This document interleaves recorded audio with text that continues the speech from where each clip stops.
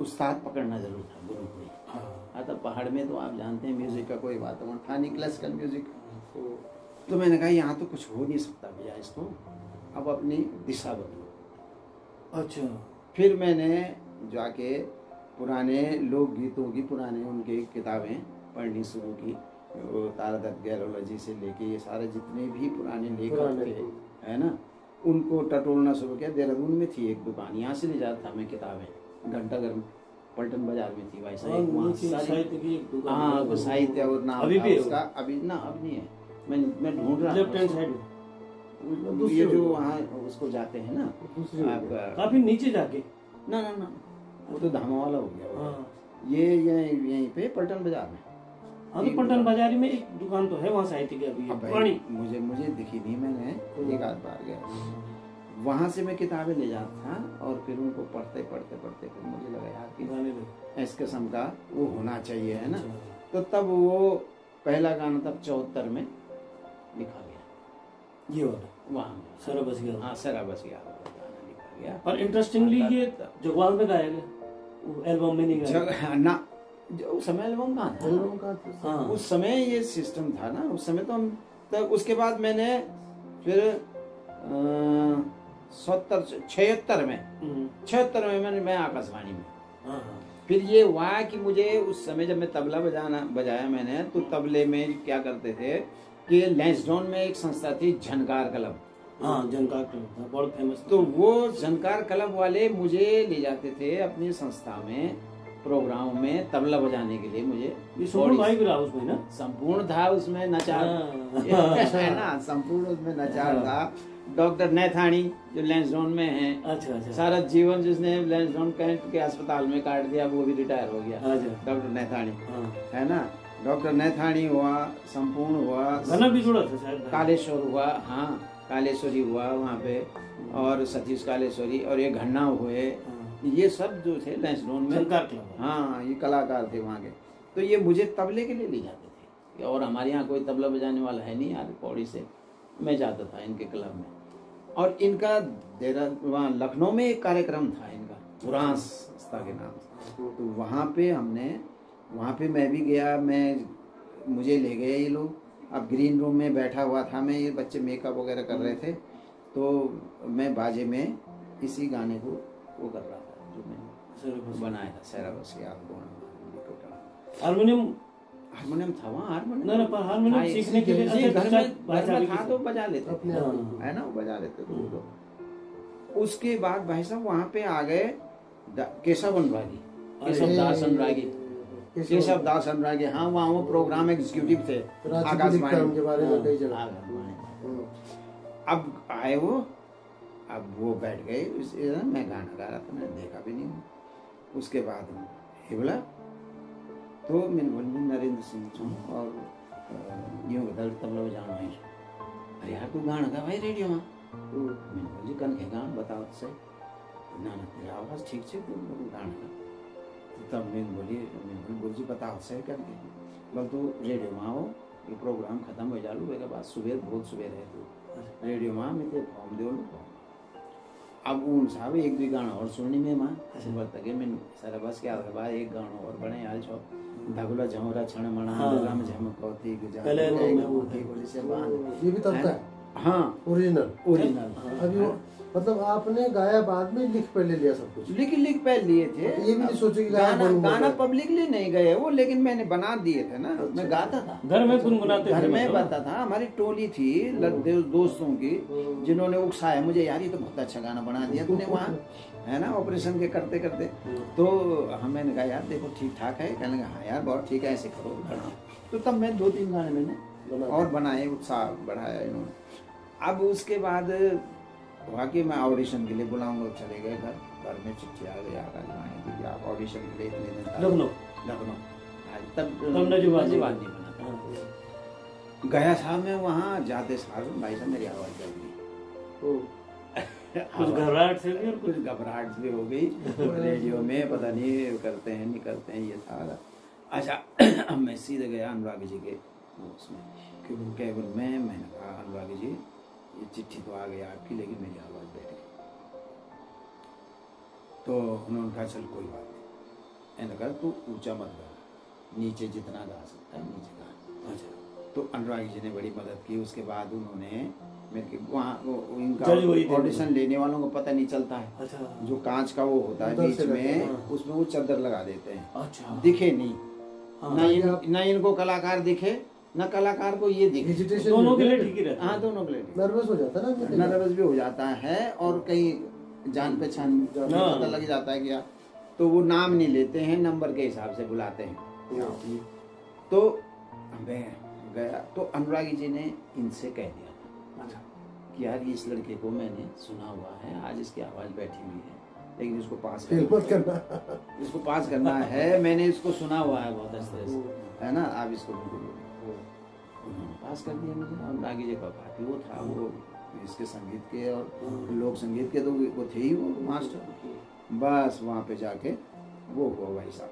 गाना कौन गाया होगा, याद है? गाना मैंने ये गाया, धगलो झोंरा छण मना, एक ही नहीं 2-3 गाने पूछे उन्होंने ना। फिर उन्होंने लोकगीत ज्यादा पूछे। अच्छा। फिर मैंने मांगल से लेके जागर के से लेके और ये जो मैं तैयारी करके गया था, है ना, वो सब मैंने लोकगीत गाए। फिर एक आध रचना अपनी भी गाई। अच्छा। पुराने गीत तो वो गाए तो पास हो गए। अब उन्होंने फिर उसके लिए पहली रिकॉर्डिंग के लिए बुलाया। पहली रिकॉर्डिंग हुई धगला झोंरा छण मना पहले आपकी। हाँ, जो जस दे देणु दे जई देशो मात देश मेरा मेरा देश, ये सब। अब मैं घर में जाके फिर चिपक गया।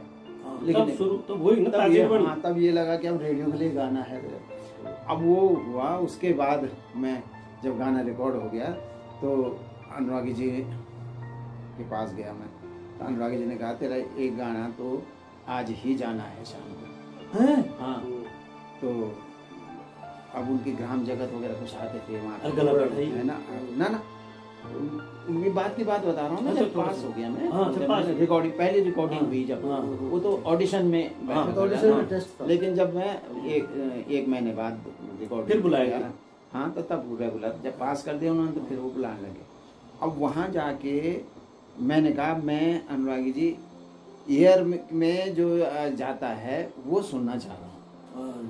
अच्छा, अब ये था भाई साहब कि ये ईयर में जाती है आवाज और उसके बाद रेडियो उसको कच करता है और तब जाके लोग सुनते हैं। हम भी जैसे सुनते थे ना, जाते हुए देखनी। हाँ, मुझे ये देखना है कि मेरी आवाज रेडियो से कैसे लगती है।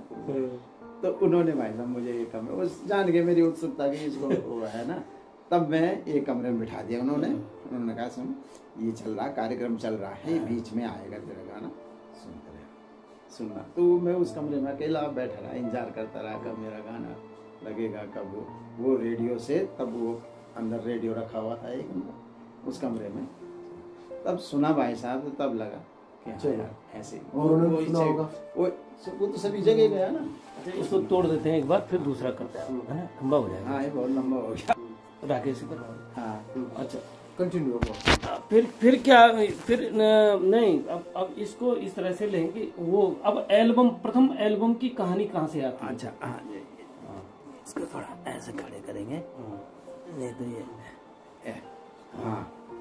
एल्बम से पहले तब कितने गाने हुए होंगे फिर रेडियो में? अच्छा, उसके रेडियो ये हुआ, उसके बाद रेडियो में फिर में सब हम धीरे धीरे धीरे लोगों को। अच्छा, लखनऊ में ये दिक्कत थी कि वहाँ ये वेदर की वजह से बहुत कड़कड़ की आवाज बहुत आती थी रेडियो। हाँ, लखनऊ से। हाँ, सही है ना। हाँ, मतलब ढंग से नहीं सुना जाता। जो 5-55 के समाचार आते थे, उसके बाद वहाँ से शुरू हो जाता, ककड़ाहट शुरू हो जाता।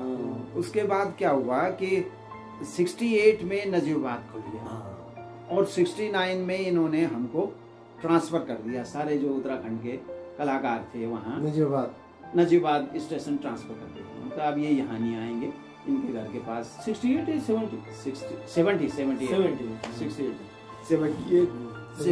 में इन्होंने हमको ट्रांसफर कर दिया। अब हम नजीबाद से गाने लगे।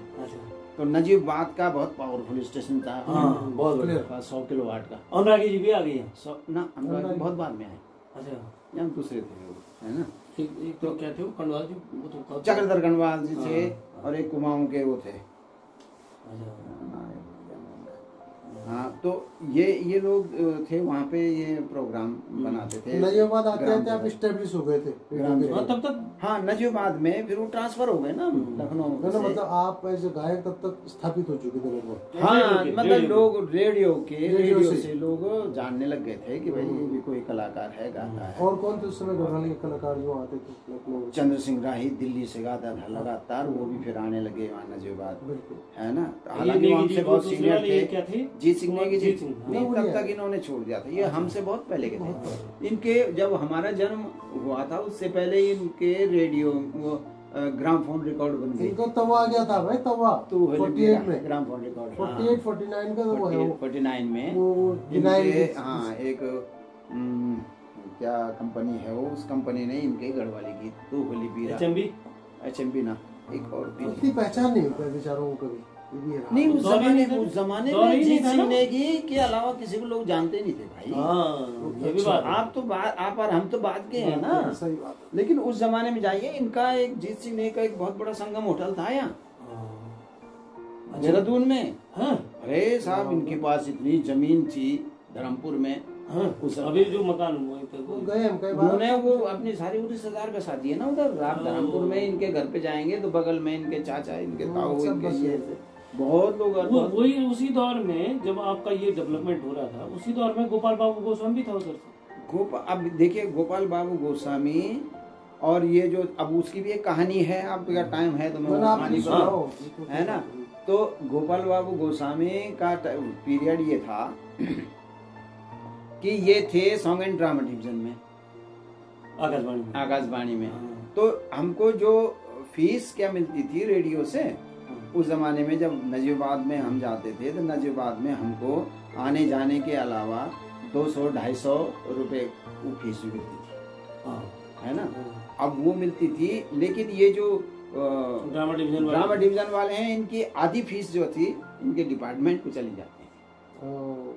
उसमें एक कॉलम होता कि आप सरकारी कर्मचारी हैं या आप, अब मेरी नहीं कटती थी, मैं भी सरकारी कर्मचारी था, आप उस डिवीजन में नहीं थे।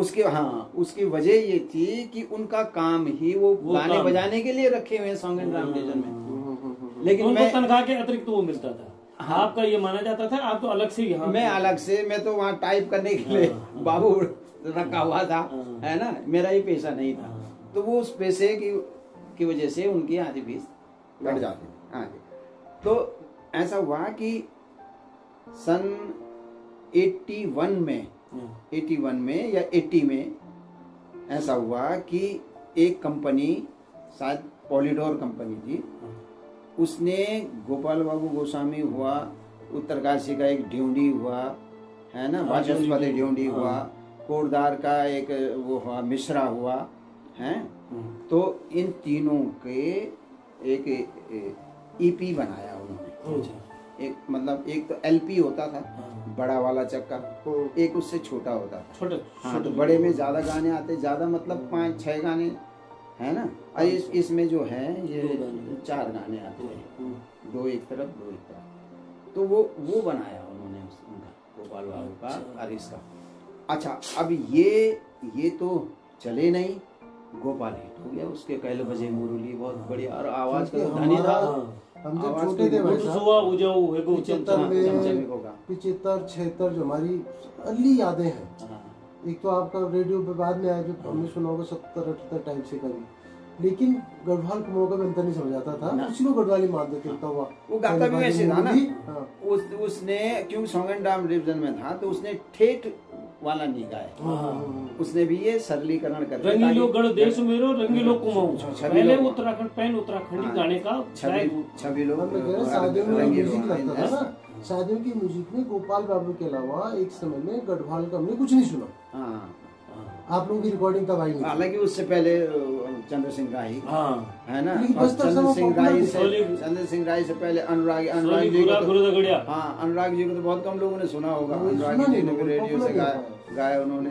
और उसके बाद तब ये जीत सिंह तो थे पहले से। जीत सिंह तब ये टी सीरीज वाले कैसे पहुंचे आपके पास? बहुत पुरानी बात की बात। हाँ, 81।